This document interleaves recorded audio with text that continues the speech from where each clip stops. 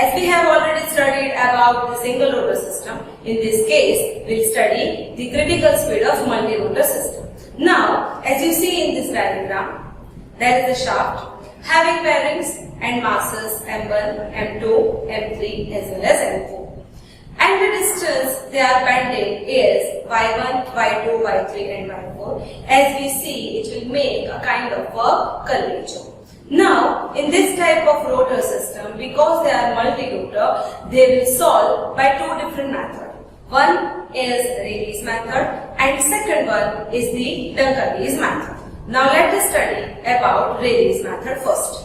So for this instant, for the Reighley's equation, we have already studied in our very previous lecture as according to Reighley's equation, kinetic energy is equal to potential energy, generally the maximum one. Now, as we know, what is the equation of kinetic energy? It is half of m1v1 square plus half of m2v2 square plus up to n. If there are multiple rotors, we can write this equation as it is.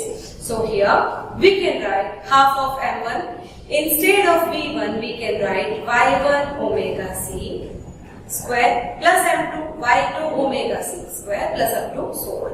So according to the equation, kinetic energy as half of omega c square sigma of I to n mi yi square. So this we'll consider as equation number 1. Now let us have potential energy. So what is the potential energy equation? It is mgh. Now according to our diagram, because it is horizontally placed and the distance which is half of it means we have to consider as half of mg by 1. Hence we are considering this. In this case, as you all know, we have already studied about our kinetic energy previous equations in a spring mass system. We will get the form of energy in the form of triangular. Okay, and the area of triangle is force into perpendicular distance. So here in this case, weight is acted toward downward direction, it means the force, and what is the perpendicular distance? It is 1. Hence we are considering half of mg by 1 plus half of mg by 2 plus up to so on according to potential energy equation. Now, as we have n numbers of masses there, we can write potential energy as half of g sigma of I to n mi by I, and this is our equation number 2. Now let us compare equation 1 and 2. So by comparing both this equation, what we are getting? We get half of omega c square sigma of I to n mi by I square. So here it is not the whole square, it is only y square. Next, half of g is a common out, sigma of I to n mi by I. Now we need to find out omega c value as a whole. We can write this equation as omega c, so that we have to take omega c as a subject one, omega c as root of g sigma of I to n mi by I upon sigma of I to n mi by I square. Okay, by this equation we can easily find out Reighley's method. Now for this further equation, Fc. So what is Fc value? It is 1 upon 2 pi omega c. By this we can easily find out natural frequency as the equation. Now here, Dunkerley's method. Students, this method is very important, and so many times it was asked by GTO. So here, and almost the miracles are with respect to the Dunkerley's method itself. Okay, so let us study about Dunkerley's method. First of all, let us assume there is a shaft. It is simply supported shaft. First weight W1, second is W2, third is W3, and fourth is W4. Okay, in this case, we can also consider the UDL. Okay, and the UDL is W per unit length. So here there are total 5 weight. 1, 2, 3 and 4 as a point load, and W per unit length is a universally distributed load. It means a self weight of itself. Okay, now let us study about the equation. So how to solve this equation? Simply 1 upon omega c square is equal to 1 upon omega c1 square plus 1 upon omega c2 square plus 1 upon omega c3 square plus up to so on. Right? Now, in this case, let us solve the deflection one. Here, in our case, we can find out so many deflections as delta 1, delta 2, delta 3 up to delta s. Now here S stands for the static load, which is generally due to the UDL of this self weight of the shaft. Okay, now let us study about omega C1. So how can we find out? We can find it out by under root of G by delta 1. Same as if we need to find out omega C2, what we can solve under root of G by delta 2. If we have to find out omega Cs, which is the static one, we can find out by root of G by delta S. Okay, now let us move the static deflection due to point load. Here there are total 4 point loads. Okay, so for the point load we have to use this equation as W L1 square L2 square upon 3EIL. What is W? It is a particular point load L1 and L2. So L1 is where the point load is placed from the left hand bearing and L2 is the remaining length. Okay, now length L in the division. So that length L is the total length. And here suppose length L is 3 meter and the point load W1 is at 1 meter. So L1 is 1 meter and remaining is 2 meter length, hence L2 is 2 meter. We have to think like this. Now E is Young's modulus of elasticity and I is the mass moment of inertia. Okay, which is pi by 64d. So I is a moment of inertia, not a mass moment of inertia.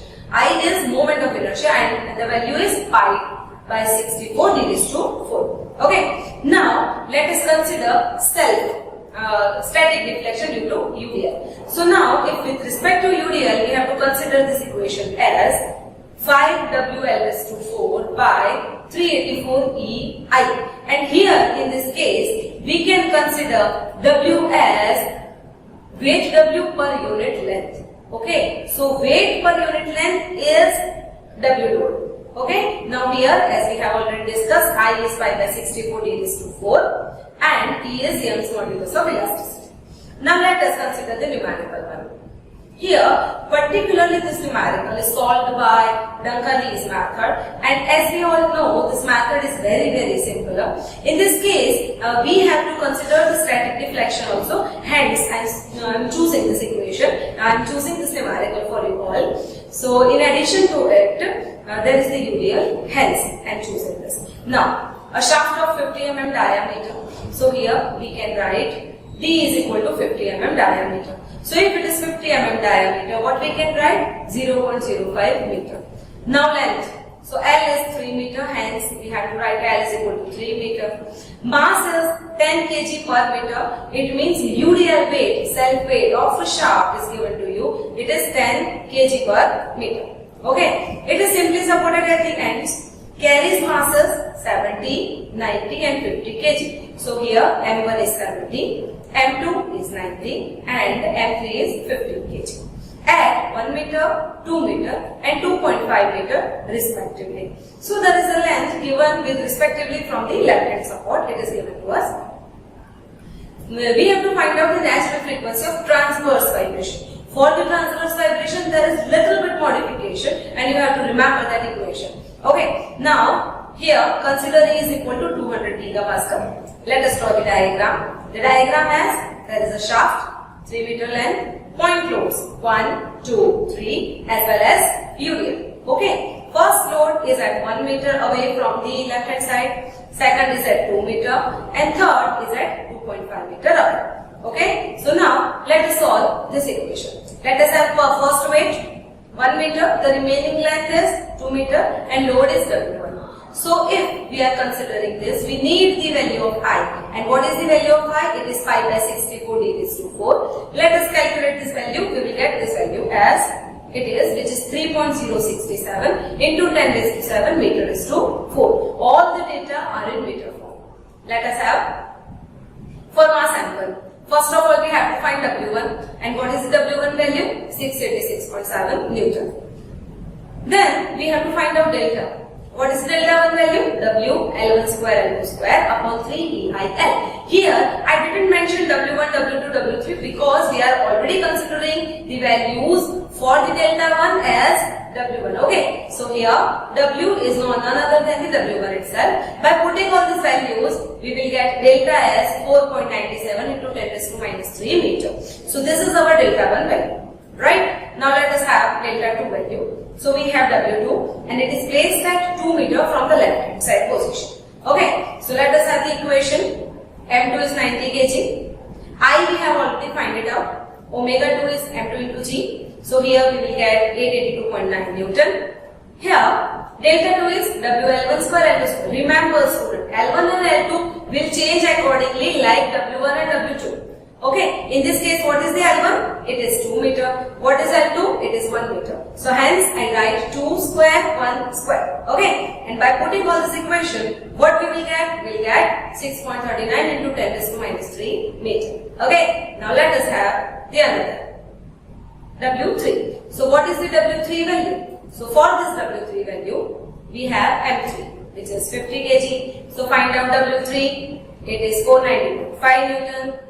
Find out delta 3 and by putting all these values for L1 value for W3 is 2.5 meter, L2 value for W3 is 0.5 meter. So by putting all these values we will get 1.38 into 10 raised to minus 3 meter. Right? Now let us calculate UDL value. So for this UDL we have the static deflection due to self-weight. So here delta S as 5W L raised to 4, 384 EL. This is the standard equation. So by putting this equation, we will get the final answer as 1.68 into 10 raised to minus 3 meter. Okay. Now let us calculate omega C1 which is under root of G by delta 1. By putting all these values, we will get 44.43 radian per second. Find out omega C2. By putting the value of delta 2 and G, we will get 39.18 radian per second. Find out omega C3. By putting delta 3 as well as G value, we will get 84.31 radian per second as you see in the board. Now let us have omega Cs. Because it is the equation of transverse vibration, there is little bit modification as 1.1257 should be multiplied with root of G by delta S. Okay, in the chapter of transverse vibration, you will get to know. Okay, so this is our transverse vibration equation 1.1257 root of G by delta S, and finally we will get the answer as 86.01 radian per second because transverse vibration. Now let us solve the dunkerley's equation. 1 by omega C square is equal to 1 by omega C1 square plus 1 by omega C2 square plus up to so on plus 1 upon omega Cs square. By putting all these values, we will get 1 by omega C square as 1.43 into 10 raised to minus 3. But we need omega C value. Now again reciprocate, again we have to find out the omega C value. So by taking the reciprocal of all these values and square root of all these things, like 26.4 radian per second, we will get this answer.